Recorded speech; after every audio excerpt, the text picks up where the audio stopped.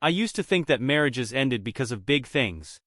Affairs discovered through lipstick-stained collars, hidden bank accounts, or dramatic midlife crisis involving sports cars and younger partners. I never imagined my marriage would crumble because of a joke. One stupid wine-soaked joke that unearthed every insecurity, every doubt, and every unhealed wound in my relationship with Alex. But let me start from the beginning, from the moment everything changed. It was one of those perfect early autumn evenings in Seattle, where the air still holds the warmth of summer but carries just enough crispness to make you reach for a light sweater. Mike and Rachel were hosting their annual end-of-summer party, a tradition that started back in college and somehow survived into our supposedly mature adult lives. Their newly renovated Craftsman house was packed with familiar faces, the kind of crowd where everyone has at least 3 years of shared history and twice as many embarrassing stories about each other. I remember everything about that night with the kind of clarity that only comes with replaying a moment over and over, searching for the point where you could have made a different choice. The fairy lights strung across their back deck cast everything in a warm golden glow. The playlist, Rachel's carefully curated mix of indie rock and throwback hits, provided the perfect background for the constant hum of conversation and laughter. The wine was flowing freely, a particularly good Cabernet that Mike had been bragging about all evening. Alex and I had arrived together, but as usual at these gatherings, we'd naturally drifted to different corners of the party. He was in the living room, deep in conversation with Mike and some of their tech brothers about their latest cryptocurrency obsession. I could see him through the French doors, gesturing animatedly as he explained something. His face lit up with that passionate intensity I'd fallen in love with 5 years ago. I was out on the deck with Lily and a few other friends, settled into the comfortable new patio furniture that Rachel had splurged on after their recent promotion. The conversation had turned to relationships, as it often did when you got a group of women together after a few glasses of wine. "I just don't know how you and Alex keep the spark alive after 2 years of marriage," Sarah, one of Rachel's coworkers, said. "Tom and I have only been together for 6 months, and I'm already worried we're falling into a routine." I remember taking another sip of wine, feeling warm and confident and maybe a little too pleased with myself. "Oh, it's all about keeping things exciting," I said with a playful wink, having a few secrets here and there. Lily raised an eyebrow. "Secrets? Do tell, Mrs. Perfect Marriage." Maybe it was the wine, maybe it was the way everyone was looking at me expectantly, waiting for some profound wisdom about maintaining a successful relationship. Maybe it was just my stupid desire to seem more interesting than I was. Whatever the reason, I let out a dramatic sigh and said, "Well, if you must know, I've been living my best life with my side piece while Alex is busy with his blockchain buddies." The words hung in the air for a moment, and I expected laughter. It was absurd after all. Everyone knew how devoted Alex and I were to each other. Everyone knew our story, college sweethearts who had worked through their early struggles to build something real and lasting. Everyone knew I was joking. Except Alex didn't know I was joking, because Alex had chosen that exact moment to step onto the deck to bring me a fresh glass of wine. The glass slipped from his hand, shattering on the deck's wooden boards. The sound of breaking glass cut through the music and conversation like a knife, and suddenly everyone was staring at us. The look on Alex's face. God, I'll never forget that look. It was like watching someone's entire world collapse in slow motion. "Alex," I said quickly, standing up so fast I nearly knocked over my own wine glass. "Baby, I was just joking." It was a stupid joke. But Alex wasn't looking at me anymore. His eyes were fixed on some point in the distance. His jaw clenched so tight I could see the muscle twitching. Without a word, he turned and walked back into the house. "Shit," Lily muttered. "Sky, that was." "A joke," I insisted, my voice rising with panic. It was obviously a joke. Everyone knows it was a joke, right? The uncomfortable glances being exchanged around me said otherwise. Rachel had appeared with a dustpan and brush, carefully sweeping up the broken glass while shooting concerned looks between me and the house. "Maybe you should go talk to him," she suggested gently. "That kind of joke, considering your history." My history. One stupid mistake from 5 years ago that I thought we'd moved past. One drunken kiss with my ex at a college party that I'd confessed to immediately that we'd worked through, that had made us stronger. Or at least that's what I thought.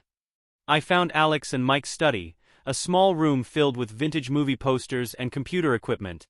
He was sitting in Mike's gaming chair, staring at his phone with such intensity that I wasn't sure he'd heard me come in.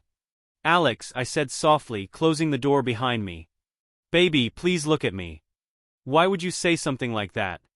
His voice was quiet, controlled, but I could hear the tremor underneath. "Even as a joke, why would you ever think that was okay?" I moved closer, reaching for his hand, but he pulled away.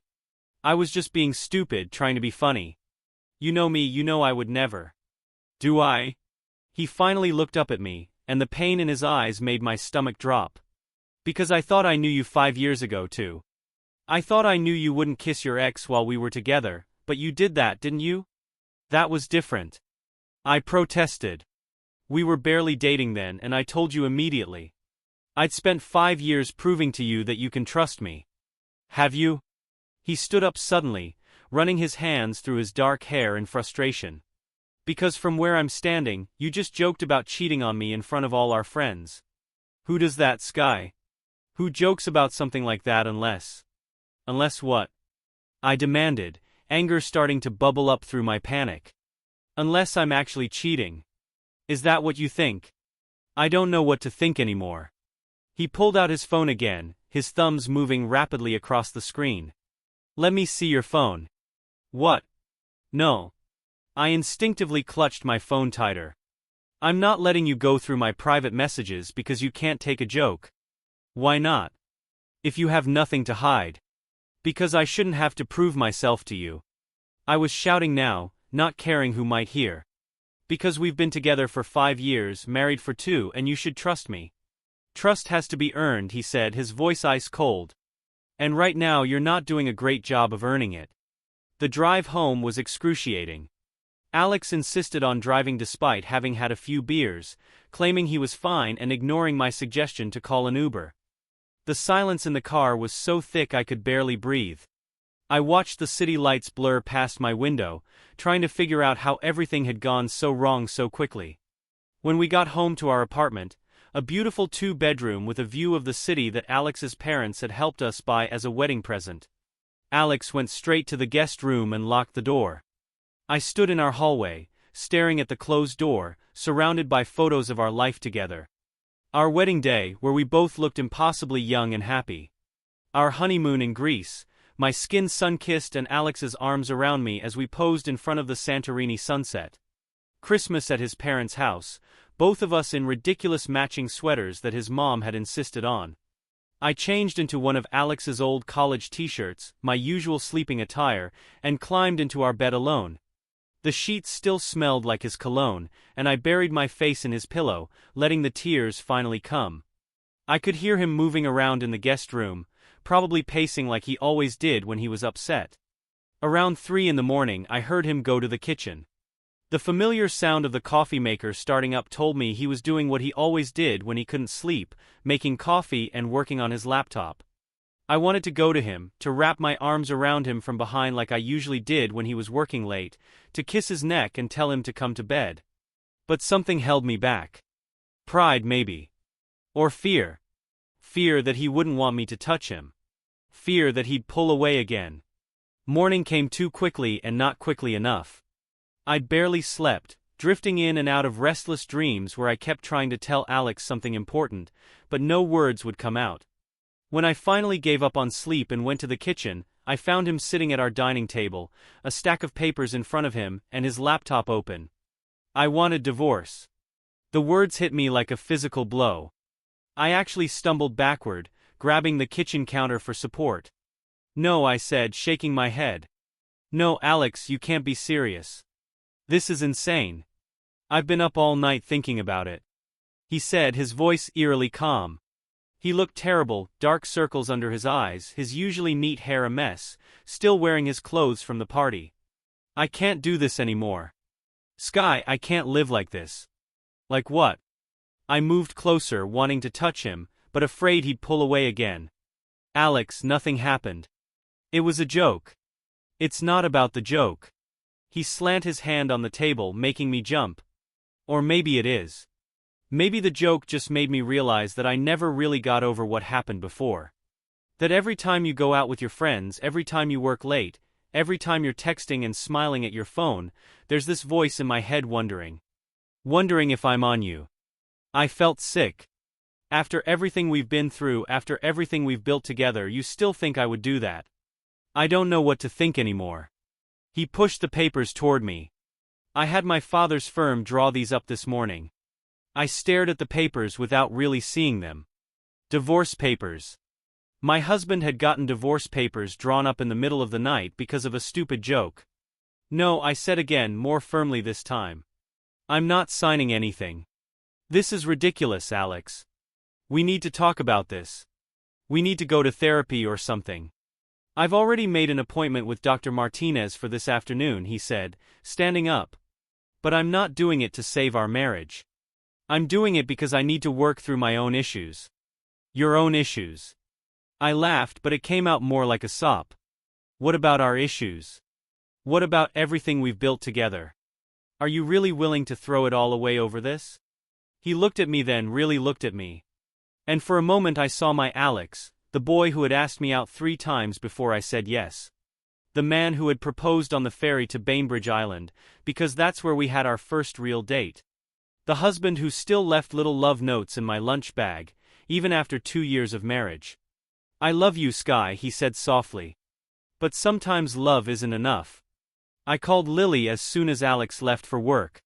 She arrived 20 minutes later with coffee, bagels, and a determination to fix everything. He's been ridiculous, she declared, watching me pace around our living room. It was obviously a joke. Everyone knew it was a joke. Except Alex, I said pitifully, sprawled out on the couch, the gray sectional couch we'd been picking out for weeks, playfully arguing about which side the cheese should be on, left or right. And now he wants a divorce. Damn divorce. Lily.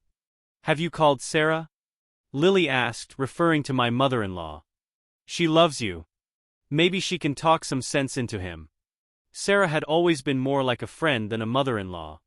She'd taken me under her wing when Alex and I first started dating, teaching me his favorite recipes, sharing embarrassing stories from his childhood, treating me like the daughter she'd never had. She'd been my biggest supporter when Alex and I had gone through our rough patch in college, convinced that we were meant to be together. But when I called her, her usual warmth was notably absent. I'm sorry, Skylar, she said, her voice formal in a way it had never been before. But I think Alex needs some space right now. And honestly, given your history, that was 5 years ago. I protested. We worked through it. We got married. Did you work through it? Or did Alex just push it down because he loved you so much? The question hit me like a slap. Sometimes these things have a way of festering, sweetheart, and making jokes about infidelity. Well, it's not exactly sensitive to Alex's feelings, is it? After I hung up, I started really thinking about the past few months. Had there been signs I'd missed? Little moments of doubt in Alex's eyes when I said I was working late. The way he always seemed a little too interested in who I was texting. And then there was that business trip to Chicago last month. I told him I was having dinner with clients, but I'd actually gone shopping with Tom, an old friend from college. It was completely innocent, but I hadn't mentioned it because I knew Alex would be weird about it since Tom was male and single. The therapy session that afternoon was a disaster. Dr. Martinez was a kind-looking woman in her 50s who had clearly dealt with her fair share of couples in crisis, but even she seemed taken aback by the intensity of Alex's feelings. So, Alex, she said after we'd explained the situation. You feel that Skylar's joke revealed a deeper truth about your relationship. It's not just about the joke, Alex said, sitting as far away from me on the couch as possible. It's about trust. It's about respect. It's about the fact that my wife thinks it's funny to joke about something that nearly destroyed us before. That didn't nearly destroy us. I interrupted. It was one kiss 5 years ago that I told you about immediately. We worked through it. Did we? Alex turned to face me, and I was startled to see tears in his eyes. Or did I just pretend we did because I was so afraid of losing you? Do you have any idea what it's like to love someone so much, but always wonder if they're going to hurt you again? But I haven't hurt you again. I reached for his hand, but he pulled away. I spent 5 years proving that you can trust me. And then you make a joke like that in front of all our friends. He stood up suddenly, pacing the office. Do you know how humiliating that was? To hear my wife joke about cheating on me. To have everyone looking at me with pity, probably thinking, poor Alex, his wife cheated on him before and she's probably doing it again. Nobody was thinking that, I said, but a small voice in my head wondered if they were. They all knew I was joking. How? He stopped pacing and stared at me. How did they know? Because you've never lied to me before. Oh wait, you have. Because you've never hidden things from me. Oh wait, you do that too. What are you talking about? Your trip to Chicago last month, he said, and my heart stopped. You said you were having dinner with clients, but I saw Tom's Instagram story. You were at Michigan Avenue shopping. He tagged you in it and then quickly deleted it, but I saw it. Dr. Martinez leaned forward. Skylar, would you like to respond to that? I felt trapped, cornered. Yes, I went shopping with Tom. He's an old friend who happened to be in Chicago the same time I was. It was completely innocent. Then why lie about it? Alex's voice was quiet but intense. Why not just tell me the truth? Because I knew you'd react like this. I was crying now, mascara probably running down my face. Because you never got over what happened in college, and you don't trust me around any male friend, and I'm tired of having to defend every interaction I have. Dr. Martinez tried to mediate, to guide us towards some kind of understanding, but it was useless. Alex had already made up his mind. He left the session early, saying he needed to get back to work, leaving me alone with our therapist and my tears. The next few weeks were a blur of pain and confusion. Alex moved into the guest room permanently, only emerging to go to work or get coffee. Our friends tried to help. Rachel organized a dinner party where she seated us next to each other. Mike invited Alex to play basketball like they used to, but everything felt forced and uncomfortable. Lily tried to organize group outings that always seemed to end in awkward silence. It was like our entire friend group was walking on eggshells, afraid to take sides, but inevitably doing so through small gestures and casual comments. My parents became my lifeline during this time. My mom would show up unannounced with groceries, forcing me to eat something other than coffee and wine. She'd sit with me on my balcony, watching the Seattle skyline, and telling me stories about her own marriage struggles with Dad, though none of them had ended in divorce papers. Marriage is hard work, sweetheart, she said one evening, wrapping a blanket around my shoulders as we watched the sunset. But it's worth fighting for if both people want to fight. I want to fight, I whispered, wiping away tears. But Alex, he's already given up. My dad, usually the quiet type who preferred to stay out of emotional drama, surprised me with his fierce support. He called me every morning on his way to work, making sure I was getting up and going to my job at the marketing agency. Stop begging him, Sky, he said during one of our calls. If he wants to throw away a good marriage over a joke, that's his loss. Focus on yourself, your career. Show him what he's losing. But it wasn't that simple. Every time I saw Alex, my heart would break all over again. He was still technically living in our apartment, neither of us willing to be the first to leave, but we might as well have been ghosts passing through each other's lives. He worked late most nights, and when he was home, he barely looked at me. One particularly bad evening, about 3 weeks after the party, I came home early from work with a migraine. I'd been getting them more frequently lately, probably from stress and lack of sleep. As I walked into our apartment, I heard Alex's voice coming from his makeshift office in the guest room. I just don't know if I can trust her anymore. Mom, he was saying, his voice thick with emotion. Every time I close my eyes, I imagine her with someone else. Every time she's late from work or out with friends, I wonder if she's lying to me again. I pressed myself against the wall, knowing I shouldn't eavesdrop but unable to stop myself. I know you love her, honey. Sarah's voice came through the speakerphone. But sometimes love isn't enough. Your father and I just want you to be happy. I was happy, Alex said, and I had to bite my lip to keep from making a sound. So damn happy. But now I can't stop thinking about everything. About Tom in Chicago. About everything else she might be hiding. About that night in college with her ex. Have you talked to her about these feelings? Really talked, not just accused. There was a long pause.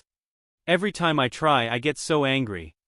I look at her and I see the woman I love more than anything in the world, but I also see someone who could hurt me again. Someone who thinks it's funny to joke about cheating in front of our friends. I couldn't listen anymore.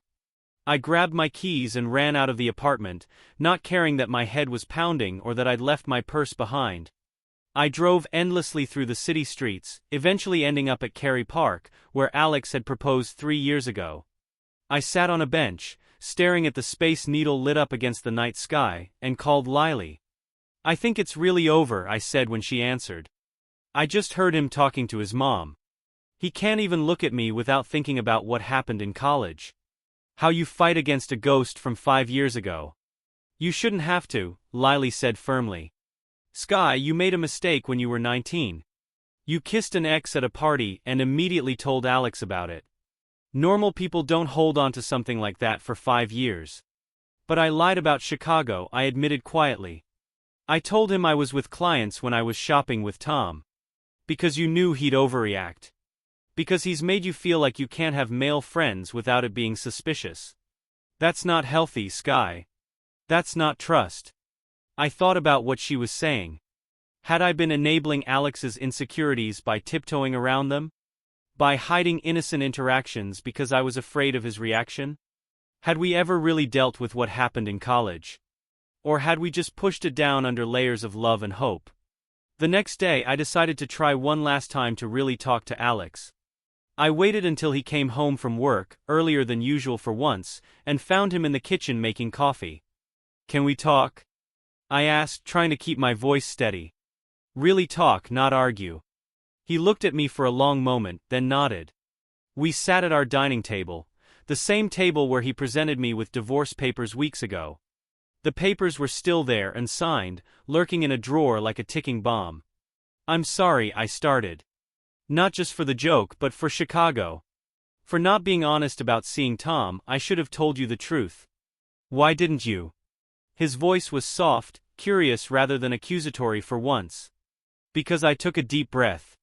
Because I knew you'd be upset, even though there was nothing to be upset about. Because ever since what happened in college, I feel like I have to hide any interaction with male friends to avoid making you suspicious. And that's not healthy, Alex. For either of us." He was quiet for a long time, staring into his coffee cup. "I know," he finally said. "I know it's not healthy. But do you have any idea what it did to me? Finding out that you'd kissed Jake that night. I told you immediately." I reminded him. "I was drunk and stupid. And it meant nothing, and I told you the very next morning." "But you still did it," he said, looking up at me with pain in his eyes. "You still chose to kiss him, even though we were together. Even though you knew how I felt about you. Do you know what that night was supposed to be? I was going to tell you I loved you for the first time. I had it all planned out. And instead, I spent the night throwing up in Mike's bathroom while you were kissing your ex. I felt like I'd been punched in the gut. I didn't know that." "No, you didn't. Because I never told you. I never told you a lot of things. Like how I check your location when you're out late. Or how I sometimes look at your phone when you're sleeping. Or how every time you mention a male colleague or friend, I imagine you kissing them like you kissed Jake. Alex." I reached for his hand. And this time he didn't pull away. "That's not love. That's not trust. That's torture. For both of us." "I know," he whispered. "I know it's not healthy. But I don't know how to stop. I love you so much, Sky. But I don't know how to trust you completely again. Then let me earn your trust back." I pleaded. "But really earn it this time. Not just pretend everything's fine while you're secretly checking my phone. Let's go to therapy. Real therapy. Not just one session. Let's talk about everything. Even the hard stuff. Especially the hard stuff." He was quiet again. But he hadn't let go of my hand. I could see him wrestling with something. Emotions playing across his face like shadows. "I hired someone," he finally said. "A private investigator. After the party. To follow you." I dropped his hand like it had burned me. "You what?" "I know it was wrong," he said quickly. "I knew it was wrong when I did it. But I was so hurt and angry and scared." "What did they find?" My voice was ice cold. Nothing, he admitted. Absolutely nothing. You go to work. You go to lunch with colleagues. You go to the gym. You come home. Sometimes you stop for coffee or groceries. That's it. I stood up so quickly my chair fell backward. Do you have any idea how violated I feel right now? How betrayed. You had me followed. Like a criminal. Sky. Please. No. I was shouting now. All the pain and frustration of the past weeks boiling over. You don't get to Sky. Please me. You had me followed. You check my phone while I'm sleeping. You track my location. This isn't love. Alex. This is control. This is punishment for something that happened 5 years ago. I know it's wrong. He shouted back, getting up as well. You think I don't know how much it stinks? Do you think I hate myself for not being able to trust you? For letting one mistake from 5 years ago poison everything good between us? Then why are you letting it? I demanded. Why are you choosing your insecurities over our marriage? Because I'm terrified. The words burst out of him. I'm terrified that one day I'll wake up and you'll be gone. That you'll realize you can do better than some guy who's dumb enough to follow his wife around. That you'll find someone who doesn't check your phone, track your location, or get upset when you have lunch with your male friends. The raw honesty in his voice stopped me cold. For the first time, I saw past my own pain to really see his. To see this scared little boy who'd been abandoned by his first girlfriend for his best friend. To see the teenager who'd watched his parents' marriage implode because of his father's secretary. To see the young man who'd fallen so deeply in love with me that the mere thought of losing me had turned him into someone he didn't recognize. Alex, I said softly, moving around the table to stand in front of him. I'm not going anywhere. I chose you. I keep choosing you. Every day. But you have to choose me too. The real me, not this imaginary version of me that's always on the verge of betraying you. He looked at me then, really looked at me like he was seeing me clearly for the first time in weeks. I don't know how, he whispered. I don't know how to stop being afraid. Then let's figure it out together. I said, taking his hand again. But no more private investigators. No more phone checking. No more location tracking. We either trust each other and work on building the trust stronger, or we sign those papers and walk away. I don't want to walk away, he said, pulling me closer. But I don't know if I can be what you need right now. I think I need.